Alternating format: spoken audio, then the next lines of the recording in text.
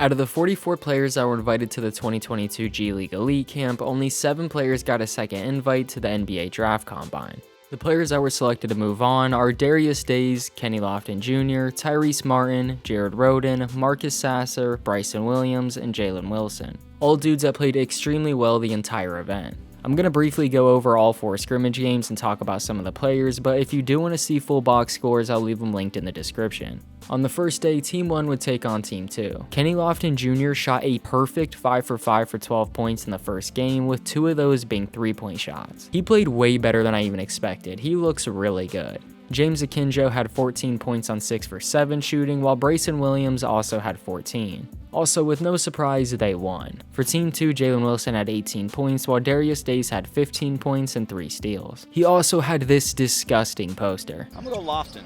Oh!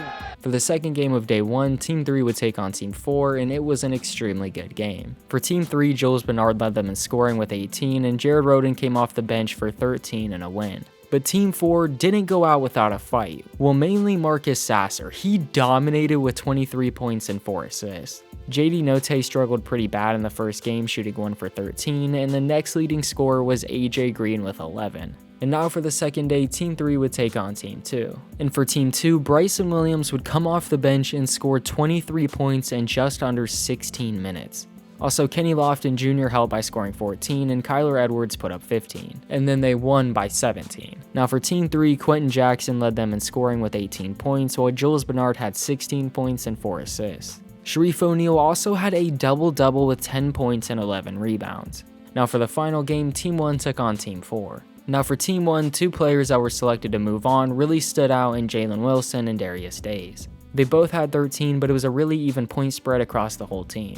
On Team 4, Buddy Boeheim really stood out, scoring 20 points and hitting 6 threes. There was even a point in time in the game where he literally hit 4 threes in a row. Tyrese Martin was dominant as well, with 13 points and 14 rebounds. Another person who scored 13 points was ex-UNC big man Brady Manek, who scored 9 of those from the 3-point line.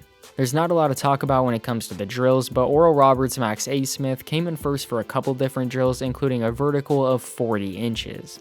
Shareef didn't play that good in the first game, but really came out and played well in the second. Players like JD Notae, Brady Manek, and Eli Brooks all had their moments, but it definitely showed how big of a step up the G League is versus college. But there's still many players that didn't get invited to the Combine that we'll definitely see in the G League in the future. Overall, the games were really good, and I was extremely impressed with the broadcast. The way they promoted the event was great, and the broadcast was perfect. Not only did they stream the entire event on both YouTube and Twitch, they posted full box scores and highlights in the same day. It allowed players to get exposure and picked up new fans along the way. I remember back when the G League used to be the D League, and that was nothing close to what it is now. But thank you so much for watching. If you did enjoy, please don't forget to leave a like and subscribe to the channel. It would mean a lot.